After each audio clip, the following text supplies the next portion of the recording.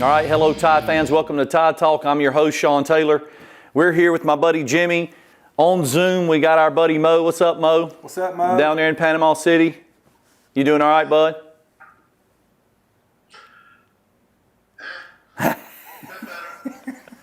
You've been better? Been better. Haven't we all? Haven't we all? Let me start the show by saying congratulations to Georgia.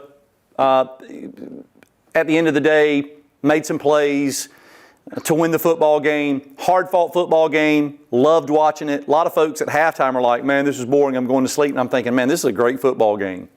Old school football. Yeah. I mean, congratulations to Georgia. National champions, first time in 41 years, deservedly so. I'm glad to see Kirby Smart, finally overcome the Saban curse, if you will. A lot to talk about. Want to go ahead and just throw that out there to you, Maurice. What was your take on the game? Just give us a little, summary, synopsis. I know it's not what we anticipated, but as I've said a lot of times today, you just can't win them all. So is anybody else in agreement that we need to start the coaching search now? Oh, of course. Which side of the ball? Of course.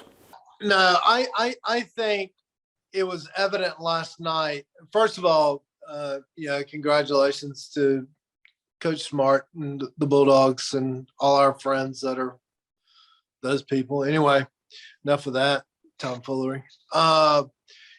Georgia and Alabama by far had the superior talent, and we always talk about why we follow recruiting. And you saw last night why these two teams are without a doubt the best, because I mean, that is the same venue where they'll have the NFL Combine in a couple of weeks, and that was probably the first round of the Combine because every player on both defenses will be playing on Sunday. That's how good the talent is. So whenever you see one player go out or another player go out, we always say next man up. That's great and everything. However, there is a huge difference in somebody that's really prepared, that is ready for that situation versus those that are coming off the bench. So, yeah, I think that was a big, I don't like to use injuries as an excuse. You're not going to win the Kentucky Derby with less than stellar talent. So same with college football. Maurice, I agree. Make no mistake, injuries are part of football. They are what they are. It's unfortunate for us that Mechie goes out, non-contact injury. Jamison Williams goes out early in the game, non-contact injury. And you're talking about two guys that are the threat to go over the top. But I'm not making excuses. It is difficult. Listen, Hall and Brooks and Holden, they're going to be good football players, without a doubt. And last night will ultimately, if you heard Nick Saban say, it'll ultimately help them. But at that moment, in that venue, in that time, that's difficult. Timing and just reps and doing it over and over again. I mean, listen, Hall, if you watched, he was dragging a little bit. We targeted him numerous times. He was dragging a little bit. He was winded, which I don't know if you saw late in the game we're down 8 and we're, trying to drive down the field. He's not sure where to go, and all of that affects just your mentality, not being able to breathe correctly. That affects your mentality, and Bryce Young was having to put him in position and get him lined up correctly. I mean, that all is a direct impact of they just didn't have enough reps with Bryce Young in that situation. Not that they didn't have any reps, practices, and that sort of thing, but in that situation. Right. Well, I want to do something real quick before I kind of give my take. So I want to thank this team. I mean, it's been a fun kind of up and down, if you will, roller coaster ride, probably more so than any team we've seen in the past, from just the narrow victories to the one loss, of course, obviously this loss, but just thanks for the players for just putting their hearts and souls into this program. No doubt. Into this team, into this season. So thank you guys. Thank you to seniors who are leaving. a legacy like every senior class seems to do. Plenty of rings on all of their fingers when they're walking off that campus. To the coaching staff, I know sacrificing the sacrifices that they put in. Even though we like to criticize them often, it seemed like, and want to get rid of them, seemed like every show. We still want to thank them for their efforts. So with all that being said, my take on the game, and yes, man, we could talk about a bunch of different things as to why the outcome was what it was. From again losing key players, not only before the game but during the game, obviously, to all the missed opportunities. Oh my gosh! God, we haven't even gotten that far yet. I know, really, but just catch a couple of footballs, and we probably win the game. Maybe. I mean, you could argue that. I mean, we're just 2 or 3 catches Certainly a away, different situation. To me though, the difference, and I talked about it with a buddy of mine earlier today, is I don't know, somewhere in that end of that third quarter and the fourth quarter rolled around. To me, it felt like Georgia wanted a little bit more. I mean, they looked a little bit faster, a little quicker. I mean, all of a sudden, I don't know if it was that blocked kick that maybe ignited something, but I just felt like, I thought I saw a different team that played that, especially during the fourth quarter, than I saw the first 3 quarters. And to me, it just looked like they wanted it more. Well, I mean, you heard Kirby Smart say before the game ever started when they first got there, he said his guys were hungry. I mean, I think they were. Listen, they played aggressive all night long. And from an offensive perspective, when they had to become aggressive is the only time they truly moved the football. That's right. We go ahead and then they go 4 plays and a touchdown. Look. Pass. Yeah. I mean, you know what? Kudos to the coach and to the players for executing what they, those 3 passes were down the field, so that means he had time to throw the football. At one point, we sack him. They try a little reverse type thing. We get a tackle for loss. It's 2nd and 18, and they convert down the field. I mean, so yeah. I mean, they went out and executed. We were talking right before the show. They made more plays than we did. We had opportunities. We didn't make them. For whatever reason, regardless of players, we didn't make them, and they did. And that's, that is what it is. I'm with you. I'm not happy with the loss. Never. But this team performed, played their tails off, defensively played their tails off. Just came down to Georgia made more plays, in my opinion, bottom line. Maurice? I thought that, it was evident that they were ready to make plays. They seemed a little bit more focused. When I say that, meaning they knew what to do when it was crunch time, so to speak. To your point with the 4 plays and then a touchdown, I mean, it's if we bring that same intensity on defense like we had the entire game, it's almost like we kind of, and we've done it before this year. We get, when we've been in tough games and then we get back out there and we kind of let our foot off the gas pedal, defensively.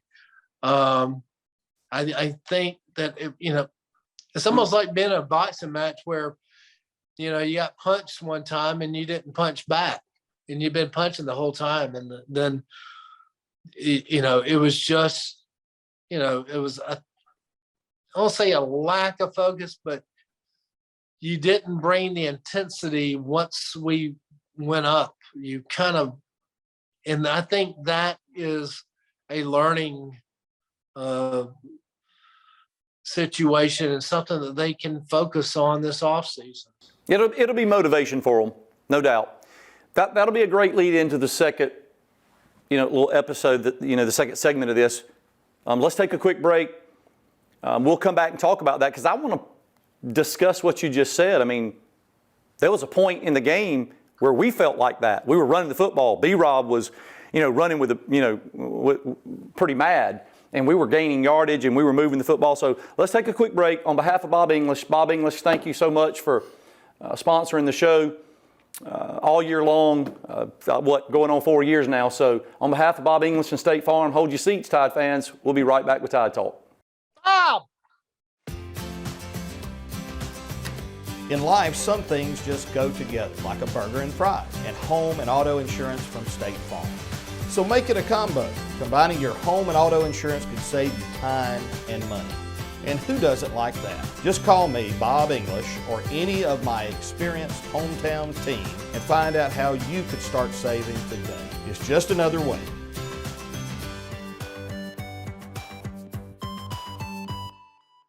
Okay, welcome back, Tide fans. You know, Maurice, we were talking right there about we go ahead, they come out with executing several plays back to back. They were consistent. You know, you said they looked like they knew what they needed to do and they did it. You know, there was a time in that game that we did the same thing and we felt like they were on their heels. As a matter of fact, they had a couple of guys, you know, go down. I think they go down because they're gassed. And that's, you've seen that all over the country. You've seen that all over the country throughout the year when teams are running hurry up. You know, for whatever, you know what, it's reality, it happens, and so be it. But we were doing that too. You know, we were punching them in the mouth. I mean, B-Rob was running, you know, with a chip on his shoulder. We were moving the football. We were doing some things really well. There were those 1 and or 2 plays where we missed a block. I can remember specifically, we've been running the football. Billingsley. It showed it as plain as day. Billingsley just misses the block. There's no other way to describe it. And they get a tackle for loss. First one on the drive. To get a tackle for loss on B-Rob, and it's 2nd and 12 now. So you're behind the sticks.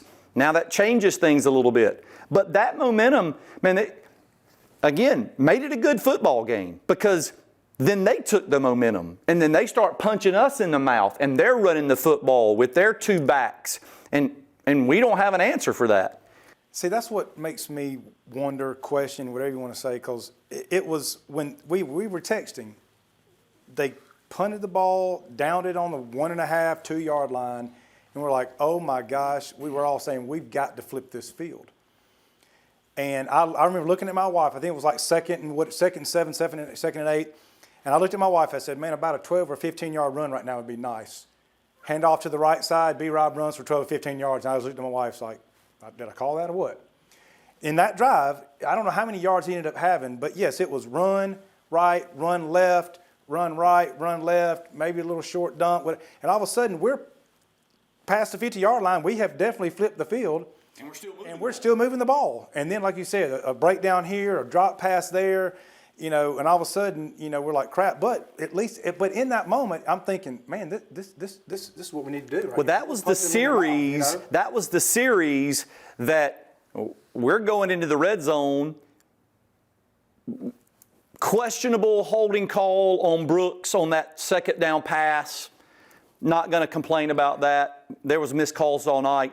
But then A.G. Hall misses the 3rd down pass, which hits him right. You know, if you watched him, it was just a matter of reps. He wasn't even sure how to turn his hands exactly. You know, hits him right in the hands. Ball's inside the 10-yard line. Should have been a 1st down. And then we get the field goal blocked. You know, well, we flipped the field.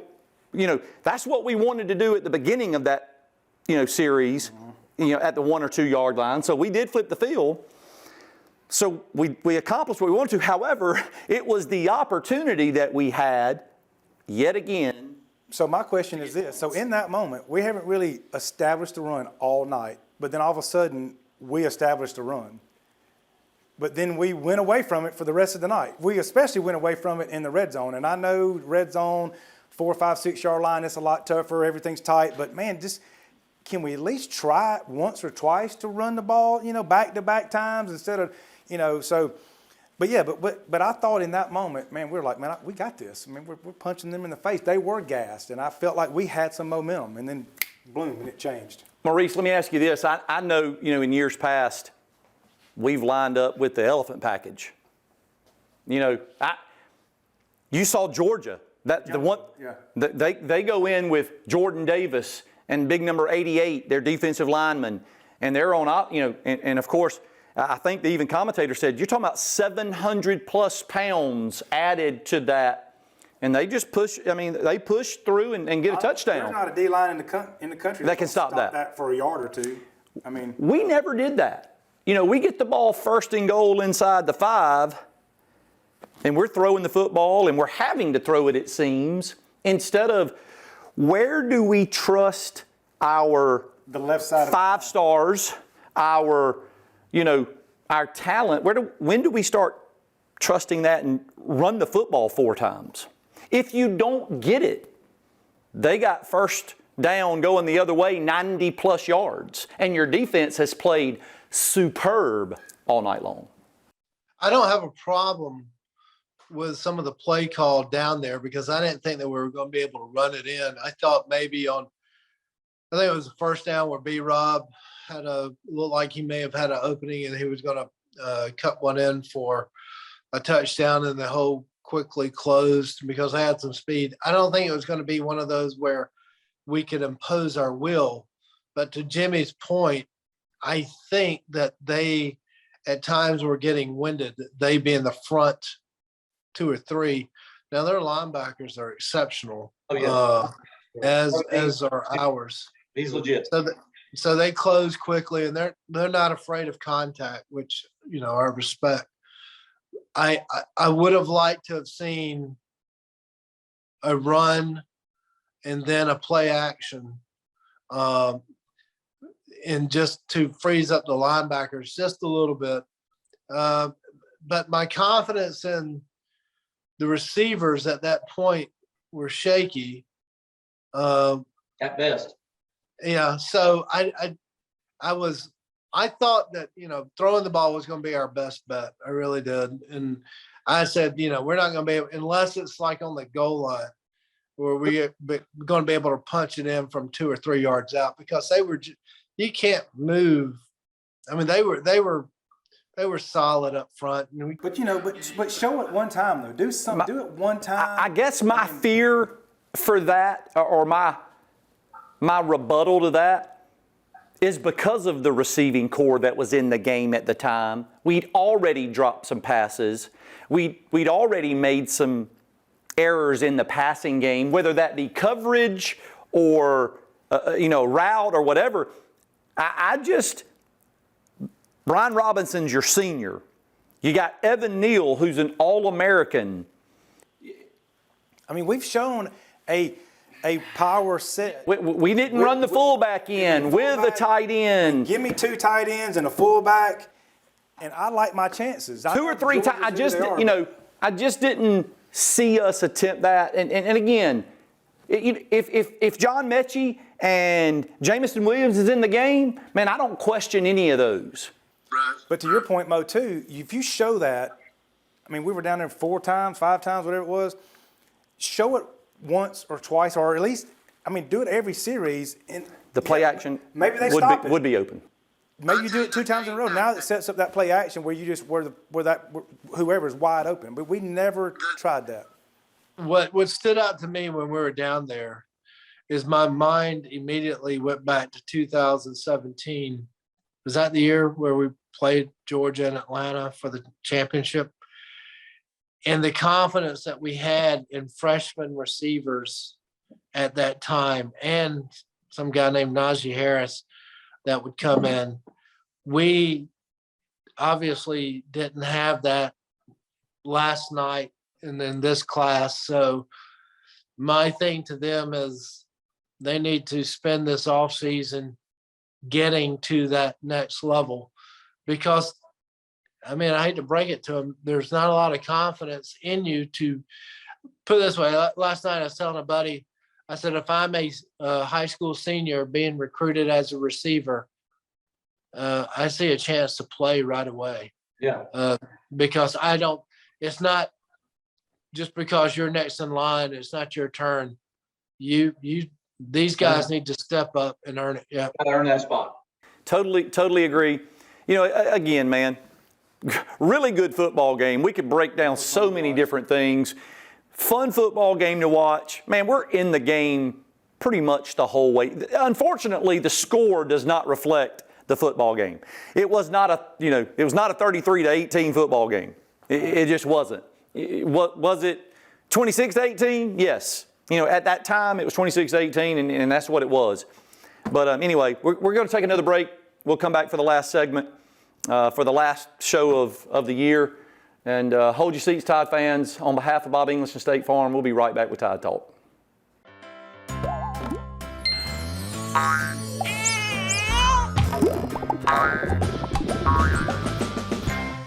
Enjoy the good times a little more with the right plan. As your State Farm agent, I am here to help you protect your dreams and loved ones with life insurance. With over 60 years combined State Farm experience, call me or any of my team to find out which options are best for you. Another way we're here to help life go right. Okay, welcome back, Tide fans.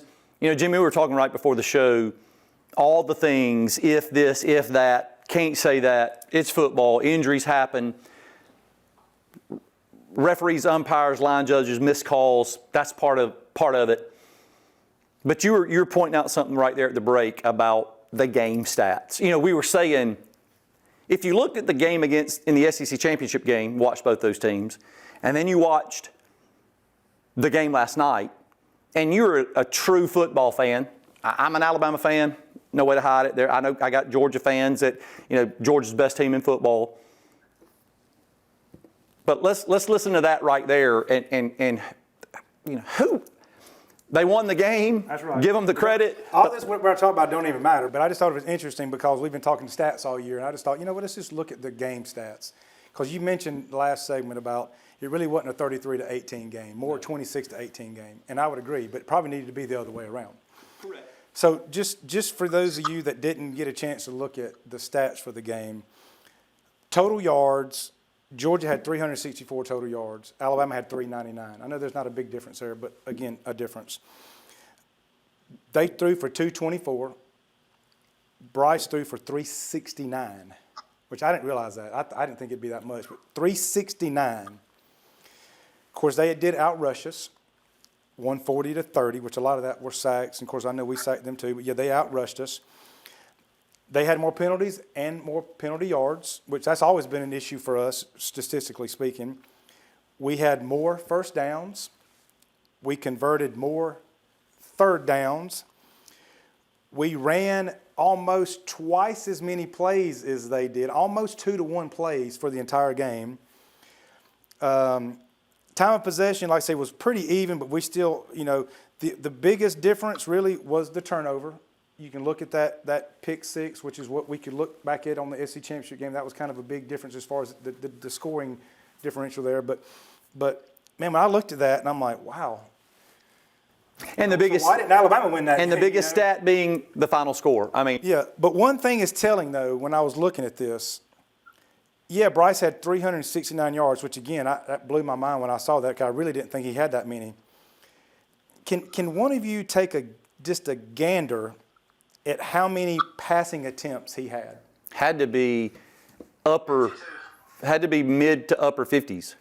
57. Mid to upper 50s, yeah. Bryce threw the ball 57 times. You know how many times Bennett threw the ball? 20-something? 24.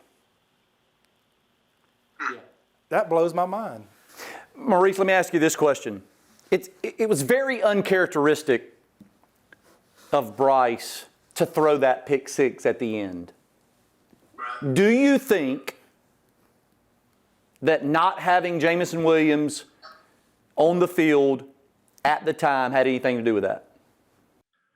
I don't know if it from a defensive point of view, it definitely changed everything that Kirby was calling defensively, because now there's no deep threat, so to speak, because Jameson is, a speedster. He can stretch the field in a blink of an eye. So you have that.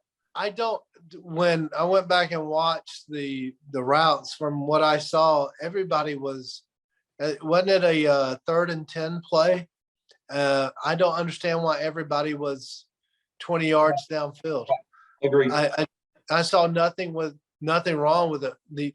We were getting them on the underneath routes and picking up, may not pick up the first down, but you're picking up 7 or 8, but it was open. And I don't know why I didn't like the play call or the read, and I darn sure didn't like the pass, but I thought it was a little panic. It reminded me of 2014 when against Ohio State when Blake Sims chucked it in the end zone when he didn't have to. I thought there were plays that were available to us, and we just kind of pressed too much. So I firmly believe, and this is just my opinion, I firmly believe that for the first time that we've seen this year in a first-year quarterback in Bryce Young, that he tried to do too much. In that situation, like you said, it's 3rd and 10. You've got to score a touchdown. It's 2 plays. You got 2 plays regardless. So why did you have to go for that? And it wasn't, nobody was wide open. Why did you have to go for it all right there? And I think it's simply a little bit of pressure. Yeah. He threw it 57 times. So obviously, he's trying his tail off to make something happen to bring us back and hopefully tie that football game. And again, I'm not knocking the guy. Right. Not knocking him at all. We're there because of him. Yeah, not knocking him at all. I was talking to Blaze throughout the game. He was actually pulling for Alabama. And his friend, Jordan Talley. Why do you go for all that right there? Pick up 5 or 6. Like you said, we've been hitting them underneath, sliding, Robinson out of the backfield into the seam in the middle because it was there. Pick up 5 or 6 or 7, or maybe he breaks 1 or 2 and it's a first down. But take that. You still had a little bit of time. So, again, man, not knocking the guy. Phenomenal. I kind of laughed. I don't know if y'all heard and watched a little bit of the post-game stuff at the end, but when they were talking to Stetson Bennett, and he was like, I just wasn't going to let that fumble, beat us. I just couldn't do it. And, I felt like I was the best quarterback. I had to pause and laugh for a second. I mean, Hey, you talking about on the field or the best quarterback? He didn't say. I think it was Georgia. I think it was about Georgia. Regardless, I had to laugh because, the guy did what he had to do, came back and played really well after the fumble, taking nothing away from him. You just don't make that statement. You don't make that statement right there. Man, you say, hey, our guys did it. They got open. You just don't make that statement. I thought that was a interesting statement that he made right there in that situation. But, I guess. I saw a lot of interesting statements last night and this morning. And I gave a few interesting statements back too. So, hey, here's the bottom line. Probably a better season than what we should have had, based on 10 guys going to the NFL or 10 guys leaving, having to have those guys replaced. Probably a better season than we should have. Still played for 6 national championships out of the last 8, if I'm not mistaken. 6 out of the last 8. Well, based on expectations, this team definitely overachieved in my book, and they exceeded those. Because we do this show every week. We're big fans, and of course, we're going to pick them to win every single week. That's what we do. But in your heart of hearts, we really and truly, if gun to our head, we probably would say we would have never thought this team would have made the playoffs, more or less, when it be in the national championship game. I mean, I would probably say no, we wouldn't get there, and we did. So again, a great season, disappointing end as usual when you don't take home the trophy, but. I mean, haven't we always said for years the expectation in Alabama is to win a national championship? What were we, 13-2? This year? The final record, you're 13-2. 13-2? And number 2 in the country. I mean, folks will kill for that, and we're disappointed. So a testament to Nick Saban and, what he's done at Alabama. If you saw what came out today, the polls. Every poll has us as the number 1 team in the country for 2022. No question. It was funny. Our softball group text and O said, "Well, we know who will be back next year. We're not sure about the other group, but we know who will be back." That's right. I was telling my girlfriend Christy after the game. She didn't see the end of it, and I was like, Georgia deserves 41 years. It's been since they won a national championship. We've played in 6 of the last 8 national championships. I mean, there's nothing you can say about that. Right. And more than likely, we'll be back again next year. Well, obviously getting close to the end of the show, this season's over, like I say. But leading into next season, I know Mo mentioned it about the coaching. So what I'm going to be most interested in this coming off season, of course, spring training or spring practice starts in like 9 weeks. Just FYI, is what coaches do we retain, which ones do we let go, or which ones get coming plucked away. Still interesting to see how our recruiting class closes out. We still got a few spots. Who comes back, who don't? Who's going to leave, who's going to come back. But with all that being said, Bama fans, just get ready for another ride next year, because I promise you we'll be right back in it next year. Maurice, closing statements? I think we've got some work to do. We're going to have to replace a lot of the offensive line, your defensive line. Who's going to is Will Anderson and Bryce Young, are they going to be the alpha dogs to drive everybody? Remember after when we got stomped by Clemson, there was Devontae Smith and a few others that said, no, this ain't how it ends. Who are we going to have that same focus and mentality this offseason? Because championships are won starting today, not in June. Agreed. So who's got that? So that's what I look forward to. I look forward to the spring game to see, especially the offensive line, how we look. And, we're going to lose a few coaches. Well, here's a positive. Both guards and the center come back. You're losing your 2 tackles. Not sure if you're upset about the right one. You are about the left one. But look, a lot of guys got a lot of playing time. Does Christian Allen come back? He has an opportunity to play again. A lot of guys have opportunities. So it's going to be interesting based on who comes back, the transfer portal, the kid we got, the running back from Georgia Tech's absolute stud. So a lot of things, a lot of excitement. Man, we're already ranked number 1 or projected number 1. Whatever that's worth. For whatever that's worth, right? But, man, it's going to be exciting. Again, as you said, Jimmy, next year we'll be here again. We'll do it again right here at Beam, Channel 207. We'll get started around August, September timeframe. And guys, it was a great year. And I had to just say it one more time. Roll Tide. Roll Tide. Roll Tide.